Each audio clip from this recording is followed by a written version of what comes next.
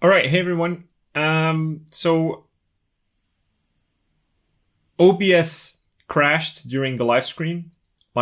So apparently I lost everything that was recorded, or it was recorded without audio, rendering it useless anyway. So I'm just gonna re-record the classroom, maybe compress it a little bit, but still so you guys get all the information that was covered during the live stream for those of you who missed it or want to rewatch it. Okay. So basically, the gist of this classroom was to give you guys an idea what goes behind the thought process when doing quick sketch, because quick sketch kind of feels like you need to rush a figure drawing in a short amount of time, but it's quite the opposite. The thing with quick sketch is that you really get tested for all your fundamental knowledge. And that is gesture, structure, anatomy, shading, design, everything in between, edge control primarily. And so the thing that we're going to cover today is I'm going to show you what you can use for your gestural mapping of your figure. And we're also going to see how you can then apply structure into that. And then we'll cover a bit of edge control, what I think is important to know about edges. And then I'll do some quick sketch demos just to give you guys an idea of what goes through my mind when doing quick sketch. Okay, so first and foremost, the thing that I want to make you guys, or that I want to acquaint you guys with, is the Riley rhythms. And we've covered the Riley rhythms already in the head or the face structure. And you can see that in the Dwarf Heads from Imagination, the tutorial on the website. There I cover the Riley rhythms a little bit, also in the fundamentals. And the Riley rhythms are mainly just a way to rhythmically map the features of the face. And there's a same principle that exists for the features of the figure. Now, I'm going to show this up on screen, as you can see. Be sure to check it out or find it online. The thing is, I don't use everything from this Riley grid. I only use like a handful of it. And I'm going to show you today what I use of it, just to give you an idea of what I do when I'm doing quick sketch or what I'm thinking about. Because usually in my quick sketch drawings, you're not going to see me use these rhythms all too often, but they are in the back of my mind just to get a better idea of my figure in general and just give it or infuse it with a little more gesture. So I'm going to pop up a reference photo here, and I'll try to share it in the video as well. I did share it during the live stream, but somehow that didn't work all too well. So I'm just playing it safe for now. So I have this reference in front of me, and as you can see, so what we have, and try to keep the Riley rhythms next to you as well, or on your laptop or whatever open, so that you can really see what I'm talking about. Okay, so we have the head of this figure, and then looking at the Riley rhythms, there's kind of a line that's being used to map out the shoulders. And it's not the shoulder width, but it's to find the acromion process on each side of the body. And the acromion process is basically where the clavicle and the scapula meet the humerus. Underneath there, this is where our acromion process sits usually. So we're trying to find that landmark of the body here. And as we can see from this reference photo, the shoulder girdle isn't straight, it's kind of tilted. So we're going to draw it tilted as well. Indicate that acromion process. All right. And then maybe already sketch in the neck. Okay. Now, next, we're going to find the gesture of the upper body, the torso, basically. And as you can see, if I'm looking at this figure, it's not straight down. She's bending a little bit due to her shoulders being bent and then her hips being bent the other way. To find that balance in the body, the torso is kind of curving outwards. So I'm going to use the center line of that torso to indicate that curve outwards, right? And this is a good excuse or time to try exaggerate that gesture already, because at this phase, we're already going through gesture. All right. And then as you can see from the Riley rhythms, what's being done basically here is that we have the pubic area somewhere over here. And then we triangulate towards those landmarks that we've just established, the acromion process, creating this triangle for the body. Right? Now we're going to see why this triangle is important a bit later. Now, next, what we're going to do is we're going to try and find the form of the hips. So without actually constructing a box, which kind of limits us in our gesture, we want to find the iliac crest through a rhythm of the Riley method. And the way Riley does it is that he goes from the neck and rhythmically goes into the side of that hip. Same for the other side, goes down rhythmically into the other side. Right. And so that gives us kind of the width of the hips. And then we can follow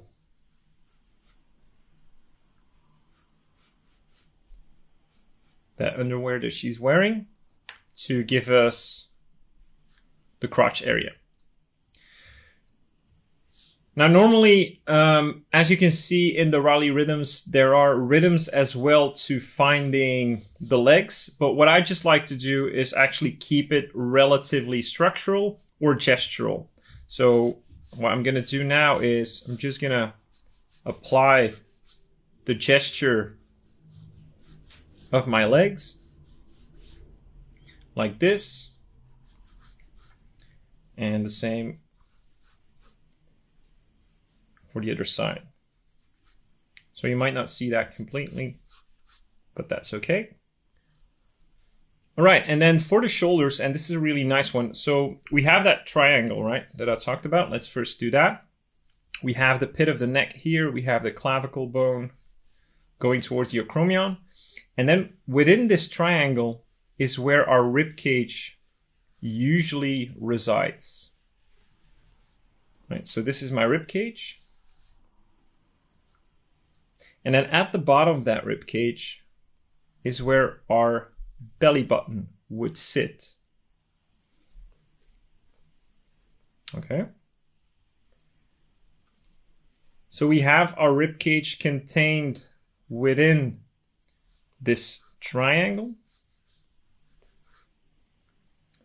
And then we're going to try and find the breast area. Now, there's a couple of ways in order to find the breast area. You can just triangulate off of the neck, which is a common practice, and then maybe use some of that Loomis method of just wrapping to find it.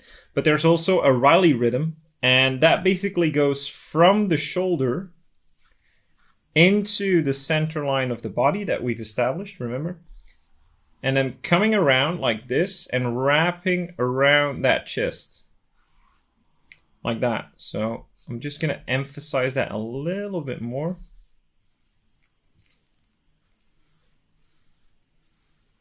So we have that wrapping around. And then when it wraps around, it goes into the other breast area and then comes out of the shoulder again.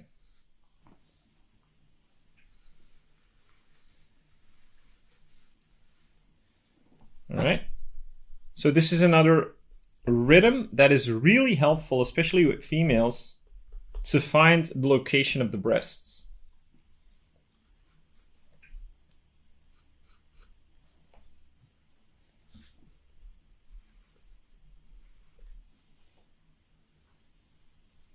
All right. And then lastly, we have a bit of a rhythm going from the shoulder into the upper arm and then outwards and then a straight for that one.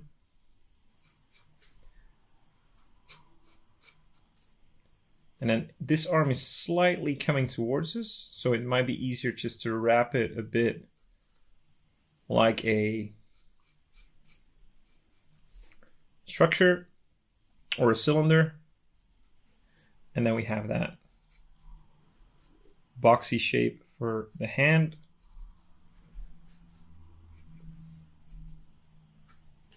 Like this.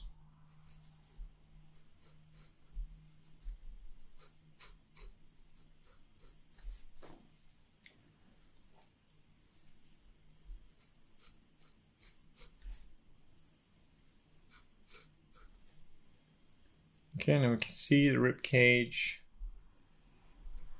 like this, pinching inward and then finding that oblique muscle that connects or that sits on top of that iliac crest.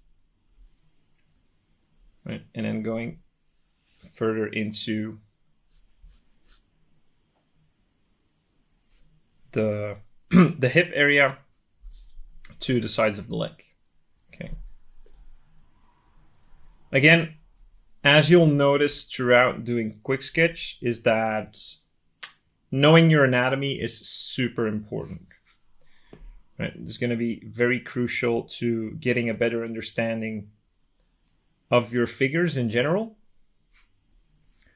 For instance, we can follow the gesture of the sartorius muscle into the quadricep, and then we can add the adductors to that, follow our vastus lateralis, I think, into our knee, into the patella, and then we have the shin, which is the tibia. We have the calf muscle, which is the soleus, I think.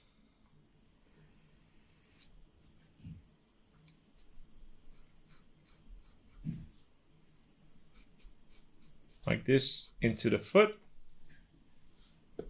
And then we have that other upper leg wedging into the calf muscles like this. All right, so basically to re-emphasize or recap is that we start with our head and our neck, and then we have our shoulder line where we find the acromion process. We triangulate towards the pubic area following the gesture of our center line. Then we can follow the gesture of our neck into the hips like this, and then we contain our rib cage within that triangle, and we can follow the gesture of the breast coming from the shoulder into the center line, wrapping around and coming out of the shoulder. Those are the main important rhythms that I like to remember, but if you want to remember them all, be my guest. There are a couple more, but I just don't use them as often. Okay. All right, so let's do that one more time for the back as well. So we have another example. Right, looking at the back.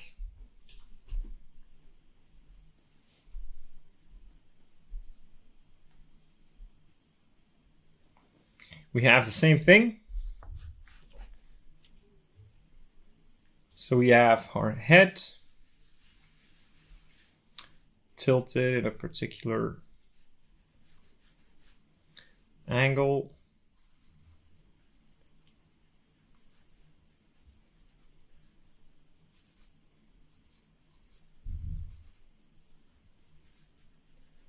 We have our neck.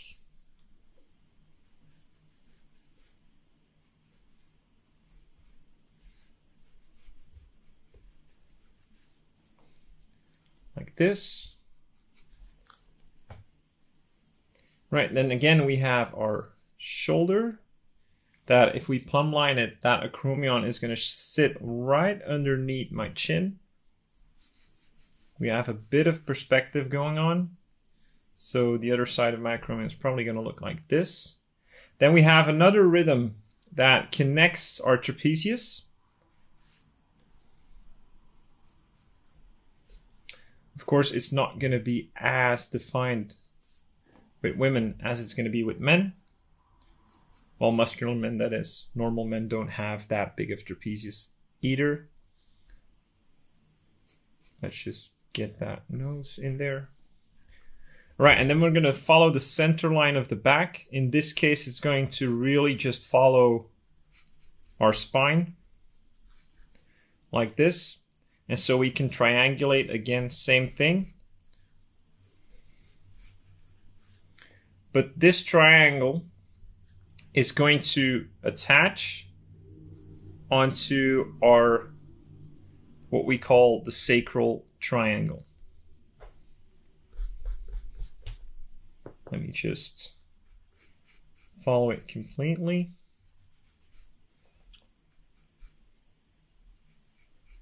So it's going to connect up with our sacral triangle.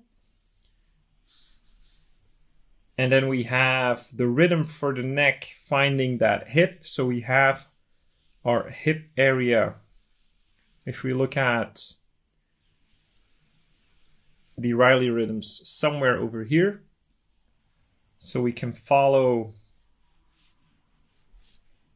this rhythm into the hips. A bit closer. Like this. And then the other one is going to nicely completely feed into our trapezius. Our quadriceps, sorry. Right, and then we have our rib cage that sits within that triangle, same as the front view. Our breasts are going to sit on top of that rib cage, which is going to protrude out a little bit. We're not going to see the rest of it because that's covered by the arm. So in order to find that shoulder, we can just use an oval like this. So that's our deltoid. It's going to feed into, for now, we're just going to use a cylinder like this. And then we have another cylinder for the forearm. That's going to lead into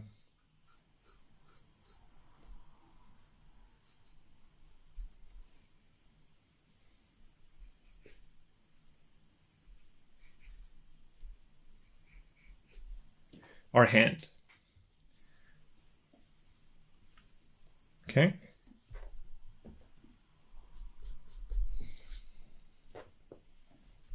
All right, so I think the head could be a little bit bigger, so that's an easy fix.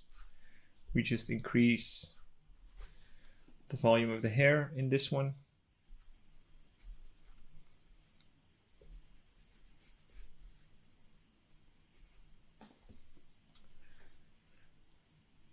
All right, and then knowing some of our anatomy, so this is going to be crucial, and this is why I keep remembering that quick sketch. Although this isn't really a quick sketch that I'm doing right now, it's just an example for you guys, is that knowing anatomy is super crucial. So we have the scapula protruding out a little bit, feeding into another rhythm that we can find, which is the latissimus muscle. Again, not as prominent with women, but it's going to follow that same rhythm from side to side. We're going to be able to find that trapezius muscle, okay? Not that prominent in women, but important to know. So again, we're going to have our oblique muscle here, just above that sacral triangle, feeding into our glute muscle, which is basically going to sit here, and the other one is going to sit here. So we can follow that rounding.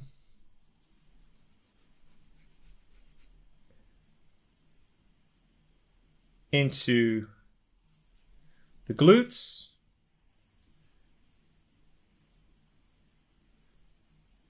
Then the lower part of our hips get protrude out here.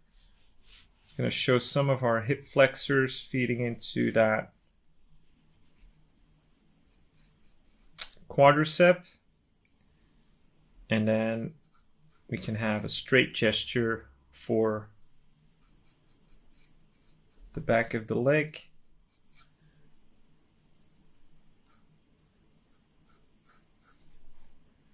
Like this. Okay, let's get rid of some of these construction lines.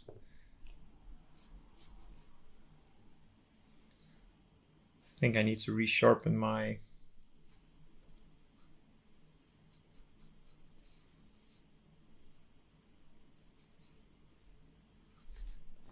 pencil, but it'll do for now.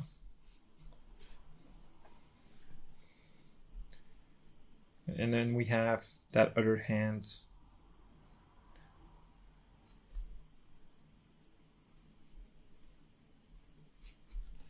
protruding out the other side. Right, again, just a quick example. Nothing fancy, not considering any design at this point. I'm just trying to get you aware of the Riley rhythms and that we can use to establish a rhythmical grid for our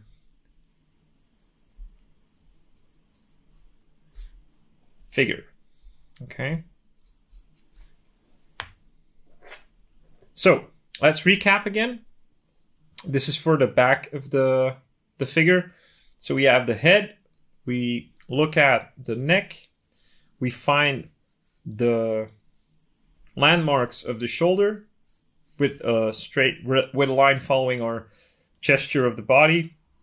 Then from there we follow the center line of our back, this time feeding into that sacral triangle of that wedges in between the glutes. And then we can triangulate again. And then within that triangle, we can find our rib cage. We can also follow our rhythm from the neck into those hips, right? We can make a circle for the hips.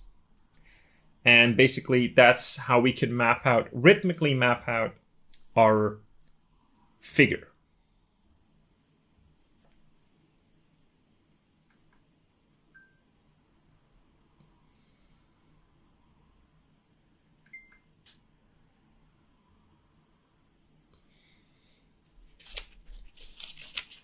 All right. Now that we've looked at some of those rhythms, again, I'm not using them all, just as a disclaimer. I'm not using them all. I'm just using the ones that are useful to me, okay? Now, after this, what I usually do when I've established the gestural form of my figure when doing live drawing, I will start the construction, right? And this is basically where the figure mannequin comes into play. So we've already gone over the figure mannequin. If you don't know how to mannequinize your figure, please check out the figure simplification video where I talk about it in depth. And that's basically what you can do to add three-dimensionality to your figures, all right? So now what I want to discuss briefly is edge control, because this is super important when it comes to figure drawing. Not only figure from drawing from life, but also figure invention, especially shading invention and stuff like that. So what I'm going to do is I'm just going to give you an example from artists that I really admire, and show you kind of how they use that edge control to really get a believable and a really nice designed quick sketch, or even just figure drawing in general, right? But we're focusing on quick sketch in this session. All right, so before we go into that, I just want to briefly discuss the edges. So we have four kind of edges. We have a soft edge, we have a firm edge, which can be this or this, and we have a sharp edge, and then we have a lost edge, right? It's basically invisible. So a soft edge usually is used to indicate where a form turns away from the light, right? Basically, it's almost always used as a core shadow. So we have light coming from this side. We will have a core shadow like this. And this is basically a soft edge, right? It's not super hard, it's not firm. It's just a soft edge. Now, the line that is encapsulating that sphere, that's a firm edge, right? That's more like this. And we can also use that for, let's say, just drawing a leg, for instance. And we have like the glutes. So what I would do is I would have the glutes like this. And then maybe, feeding into the knee, into the patella. Right? Something like this. So this is all firm edges that basically describe my form. And then I can use a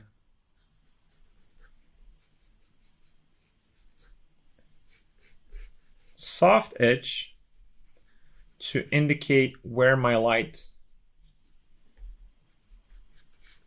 is coming from. Okay. Now a hard edge will usually be a cast shadow or like a crease line. Okay. So for instance, if we have a good example is when we have breasts of a female, right? They usually wrap around the rib cage.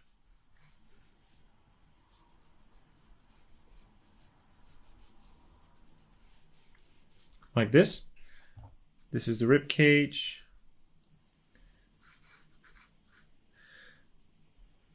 Nipple area. Okay, so what will happen, what we'll see a lot of the time if the light source is coming from this side, for instance, is that we'll have that form shadow, right? Those core shadow soft edges will dictate the roundness of those breasts, right? Like that. But then we'll have a cast shadow from the breasts being casted onto the rib cage that will form a very sharp edge and then turning back into a form shadow to basically describe the roundness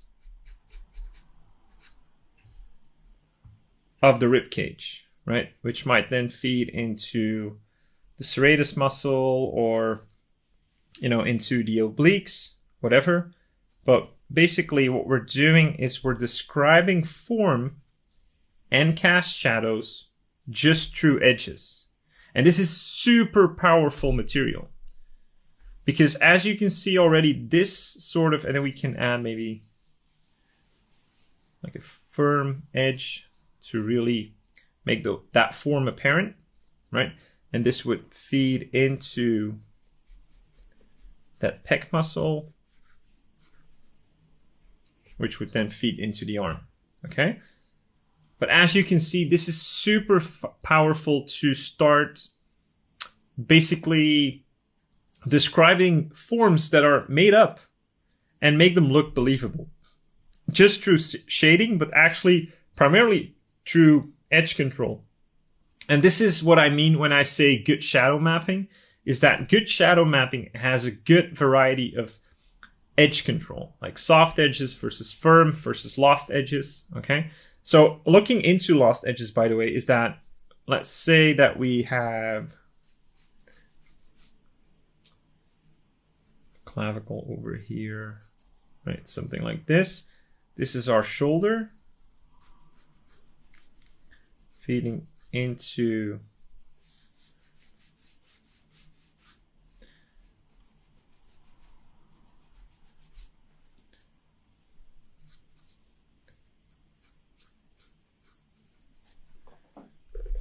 All right. So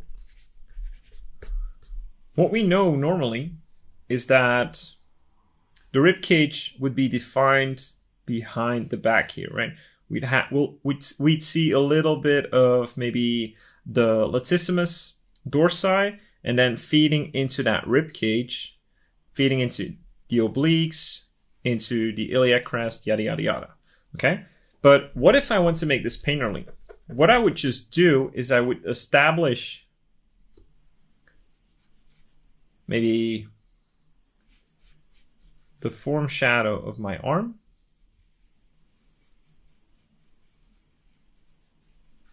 Like this.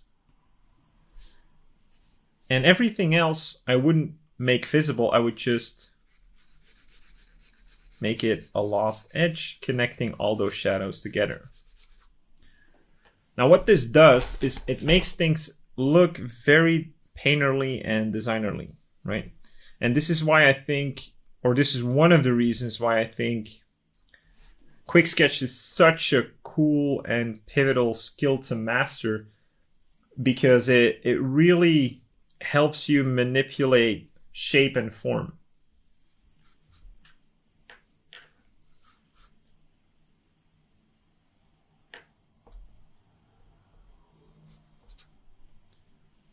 Right. So in this example, we have all three edges. We have firm edges for, describing our form. We have soft edges for showing where light turns into shadow. Right? We have sharp edges to describe the cast shadows that are being casted onto our objects from other objects, in this case, the breasts. But we could maybe have, if the arm would be in front of the body, we could have a cast shadow from the hand onto the hips, something like that, right? So all these different types of edges help describe form better and make it more designerly. All right. So now let's look at an example of how I think you guys should go about drawing quicksketch. So I'm just gonna pull up a timer if I have one. Okay, I have one on my camera. So the first thing that I think you guys should think about when doing quicksketch is first just think about the gesture. So I have a reference photo in front of me, and I'm just gonna start with what I think you guys should do is just start with the head or the body, that's up to you. So I like to usually define my head a little bit. But again, it's not necessary at all.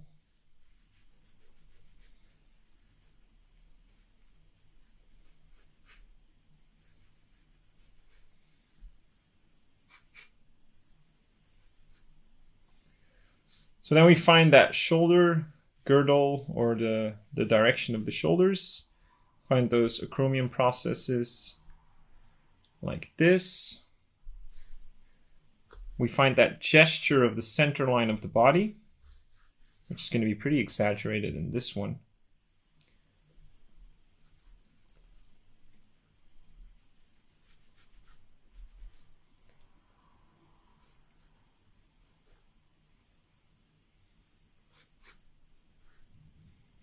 All right, and then we can triangulate from the pubic area towards those landmarks. We can find our rib cage.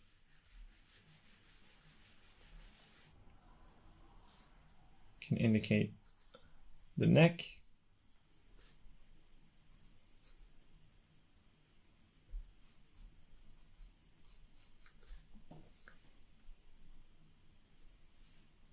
And we can use the neck to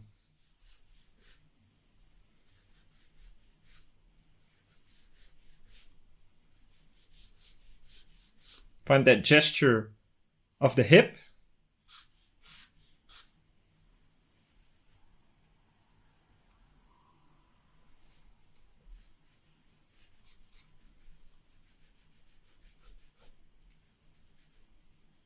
And we can use a gestural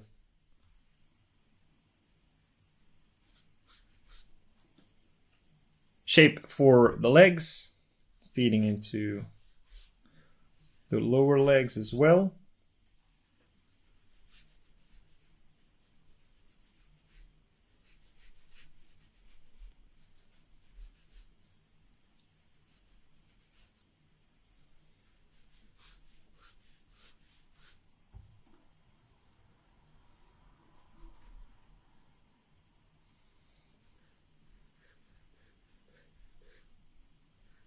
Finding that gesture for the arm.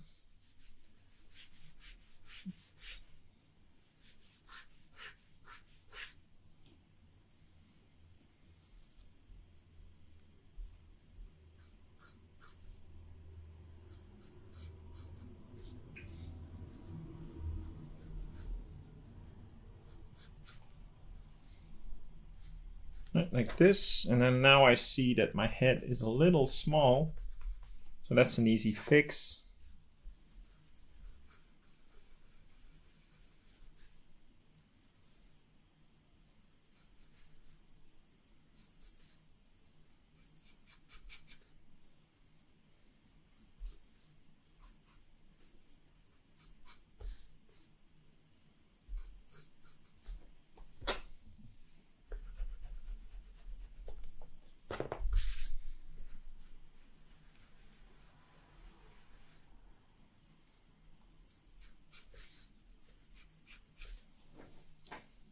Like that. So that's basically what I would want you guys to focus on first when doing these gestures. Just getting your shapes and your rhythms as close to the reference as you can. Let's find that wrapping of the chest.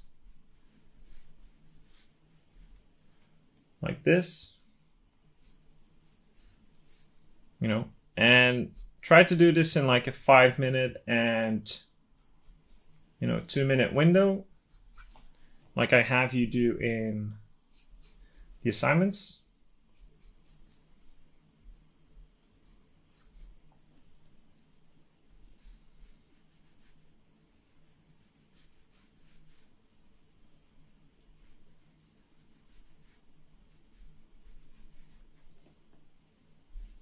Just to get you acquainted with that gesture.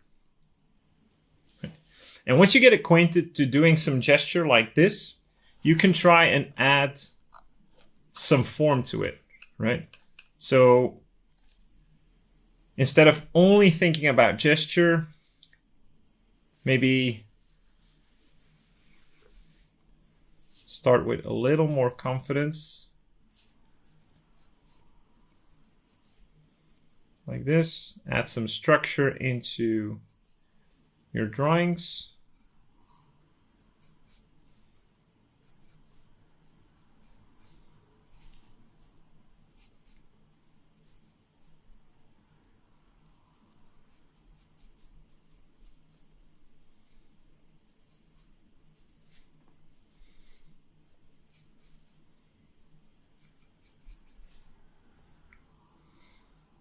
Start thinking about anatomy a little bit when you need to learn anatomy anyway this week, especially the torso and the arms. So don't feel the need to study the entire body in the quick sketch, right? Maybe limit yourself to just the torso.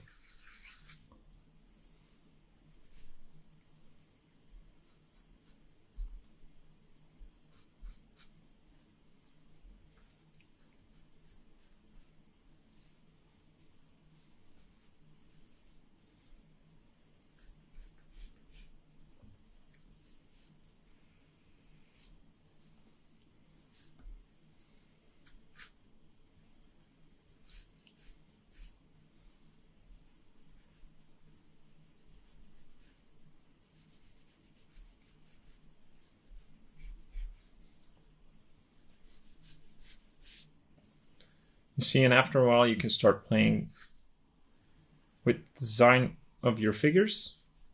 Start exaggerating, what you like to exaggerate, and minimize the things you don't want to necessarily see. And this is the thing that Jeffrey Watts keeps talking about, right? Draw part of what we see, part of what we know, and a lot of what we like to see.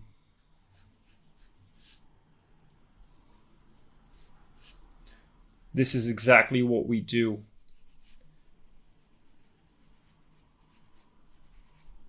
Or what he's talking about when he says that.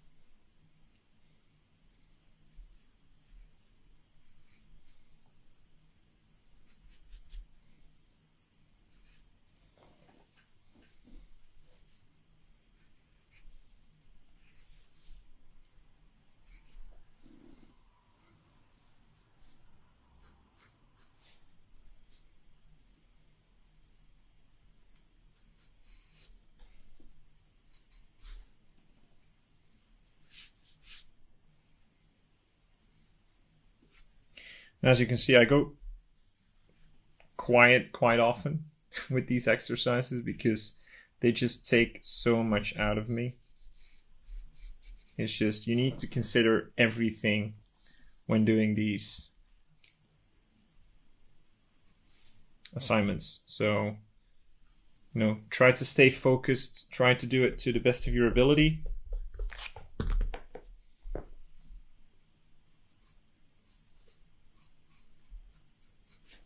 To really get the maximum effect of these assignments.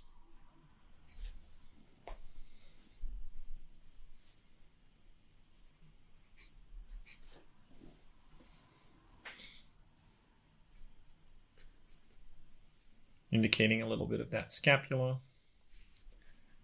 Seeing some of that rector spinae on the other side. This is my center line. We have that sacral triangle. Just a little bit. And then we see the other side of the glute a little bit as well.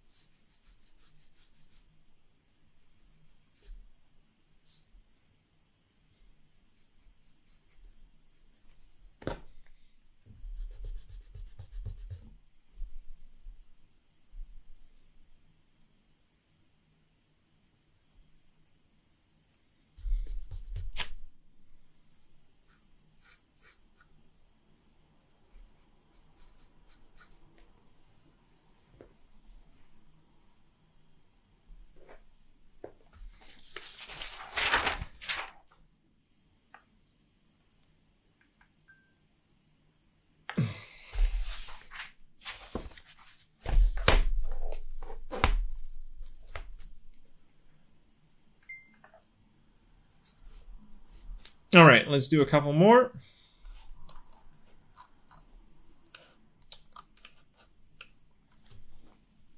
All right. So another one, let's try and go for 3 minutes. So that's, okay. So again, we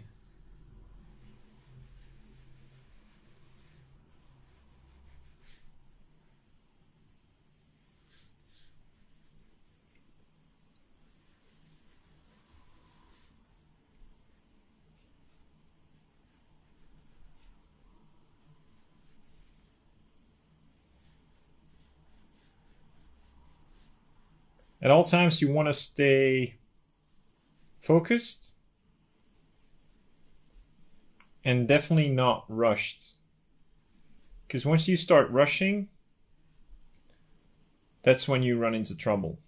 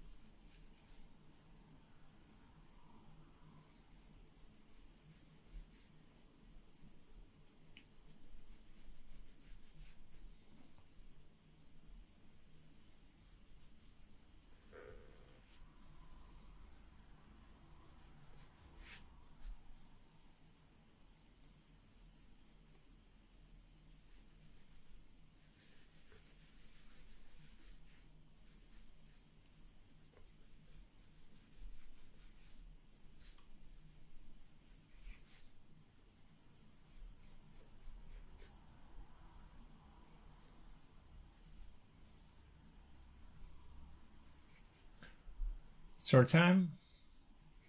About 1 minute left.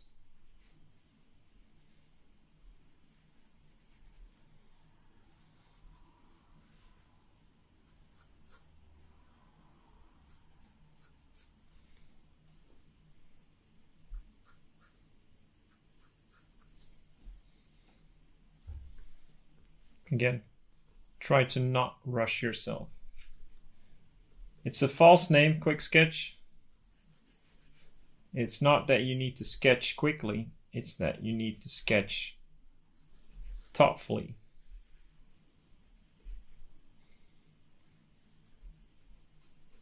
With intention.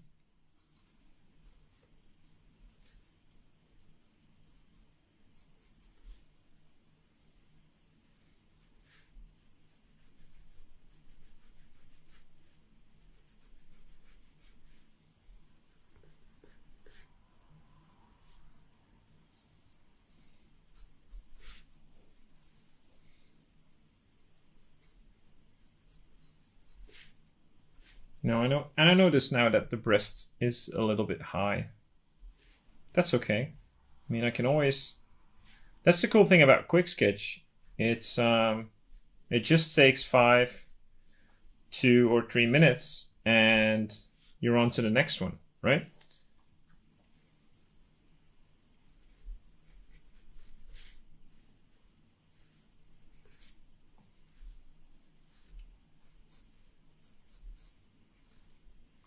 And then if we want to add some anatomy into that, we can, if there's time.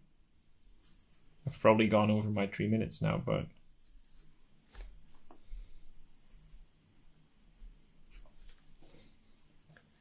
no, I just want to show you guys how fun this can actually be.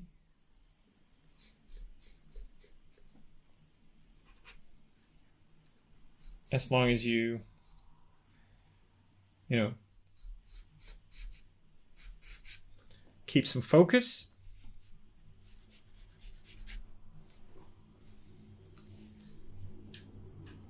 All right, let's do another one.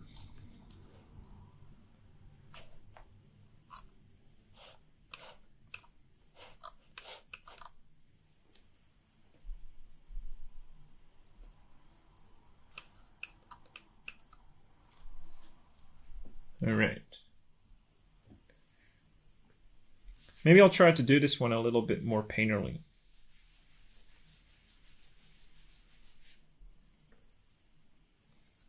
What that means is that I'm going to use primarily shadow shapes and edges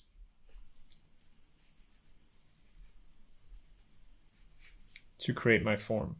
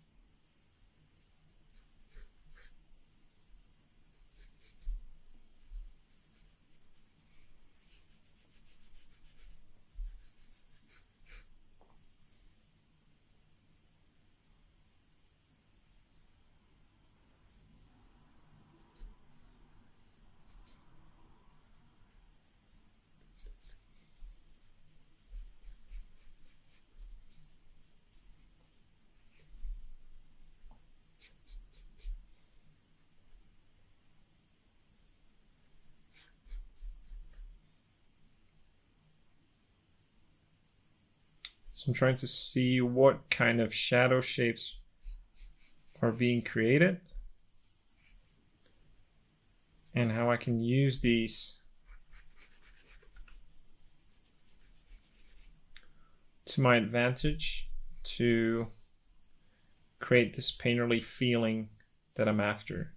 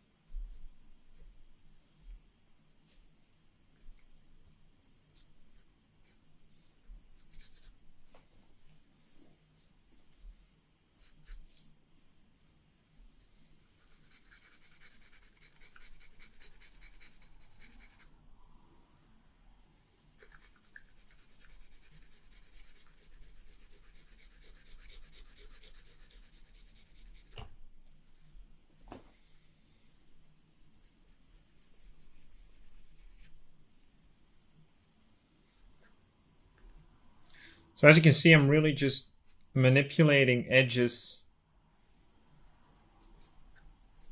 to the best of my ability.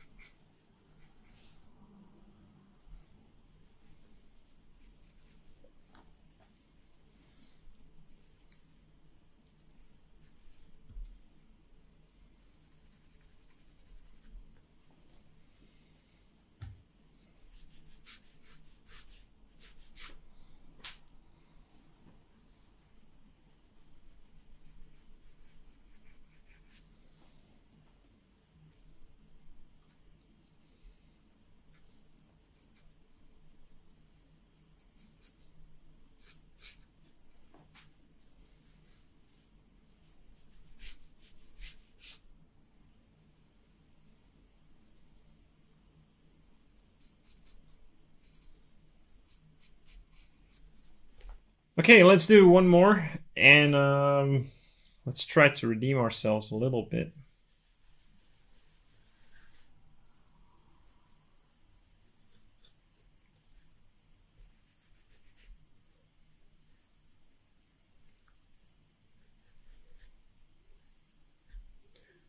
Let's not worry about the head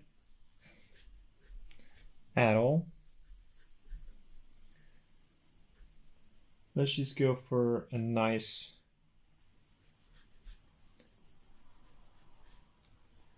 design.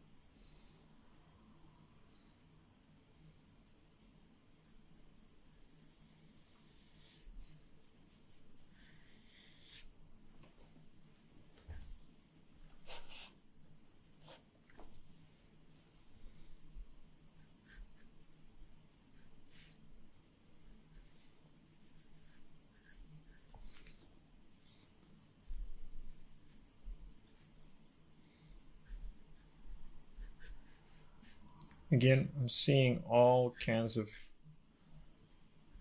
problems with this pose.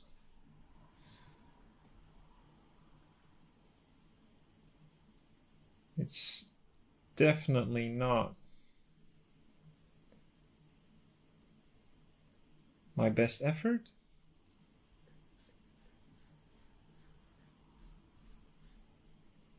But it'll have to do today.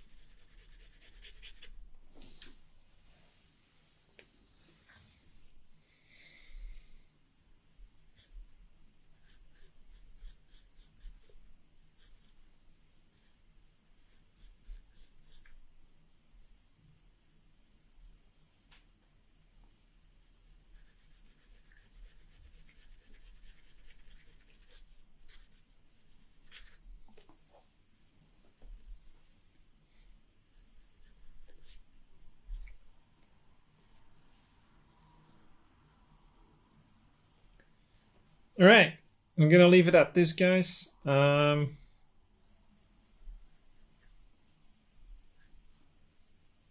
Again, quicksketch, one of the best ways to get life or breathe life into your characters, whether that's character design from invention, figure drawing, live drawing, whatever. It's simply amazing